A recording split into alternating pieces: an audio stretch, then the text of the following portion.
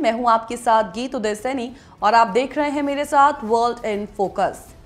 इस वक्त 1,40,40,000,000 की जनसंख्या वाला कैथोलिक समाज गहरे शोक में है। कारण है पोप फ्रांसिस का चले जाना। जी हां, सोमवार सुबह 7:35 पर वो इस दुनिया को अलविदा कह गए।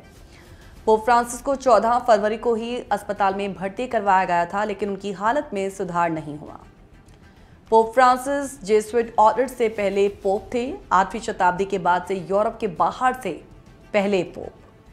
अर्जेंटीना के ब्यूनस आयर्स में जॉर्ज मारियो बर्गेलियो के रूप में जन्मे पोप फ्रांसिस 1969 में कैथोलिक पास्टर नियुक्त किया गया उन्हें, और 28 फरवरी 2013 को पोप बेनेडिक्ट XVII के इस्तीफे के बाद 13 मार्च को एक पोप सम्मेलन ने कार्डिनल बर्गेलियो को उनका उत्तराधिकारी चुन लिया।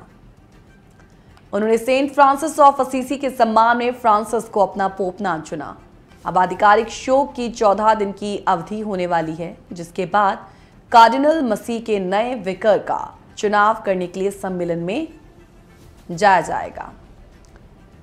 पोप फ्रांसिस की अगर सेहत की बात की जाए तो उनकी सेहत को लेकर बढ़ती चिंताओं के बीच अब काफी पहले से अगले पोप के चुनाव को लेकर चर्चाएं तेज हो गई हैं। दरअसल वेटिकन कैथोलिक चर्च नेतृत्व परिवर्तन के लिए एक संरचित प्रक्रिया का पालन करता है। पोप के निधन या उनके अक्षम हो जाने पर वेटिकन के secretary of state cardinal Pietro Parolin नए पोप के चुने जाने तक चर्च के दैनिक कार्यों का प्रबंधन करेंगे। अगले पोप के चुनाव में 2 भारतीय कार्डिनल्स को वोट देने का राइट होगा, जिससे इस महत्वपूर्ण निर्णय प्रक्रिया में भारत की उपस्थिति महत्वपूर्ण हो जाएगी। 79 वर्षीय Cardinal George Alencherry Syro Malabar Catholic Church के प्रमुख आर्क बिशप हैं, जो भारत के सबसे बड़े कैथोलिक समुदायों में से एक हैं। हालांकि उन्होंने 19 अप्रैल 2025 को 80 वर्ष के हो जाने के बाद अपना वोट देने का अधिकार खो दिया है। 51 वर्षीय कार्डिनल जॉर्ज कुवाकर को बीते दिसंबर में कार्डिनल्स के कॉलेज में नियुक्त किया गया, और एलेंचेरी के ऑपोजिट कुवाकर एक वेटिकन राजनयिक और इंटर रिलीजियस डायलॉग के प्रमुख प्रीफेक्ट हैं, जो पोप के दौरे और वैश्विक धार्मिक नेताओं के साथ संबंधों की जिम्मेदारी निभाते हैं। इनके नाम फिलहाल आगे आए हैं, लेकिन देखना होगा कि इनकी जिम्मेदारी जो है वो अब अगले पोप के चुने जाने तक किस तरह की रहती है। तो चलिए हम आगे आपको बताते हैं कि पोप फ्रांसिस के चले जाने के बाद अब अगले पोप के चुनाव पर किस तरीके का वैश्विक प्रभाव होगा, और सबसे इंपॉर्टेंट ये है कि मतदान में किस तरीके से जो है वो एक प्रक्रिया होती है जिसका पालन किया जाएगा। लेकिन उससे पहले आपको बता दें कि पोप के चुनाव के लिए होने वाले वोटिंग में वैसे तो भारतीय कार्डिनल्स भाग लेंगे, लेकिन कार्डिनल्स के कॉलेज में 120 से अधिक मतदाता हैं, और ये दुनिया के अलग अलग क्षेत्रों का प्रतिनिधित्व करते हैं। आपको बता दें कि यूरोप के पास सबसे बड़ा वोटिंग ब्लॉक है, और इस कारण पोप के चयन में यूरोप सबसे अधिक प्रभावशाली बन जाता है।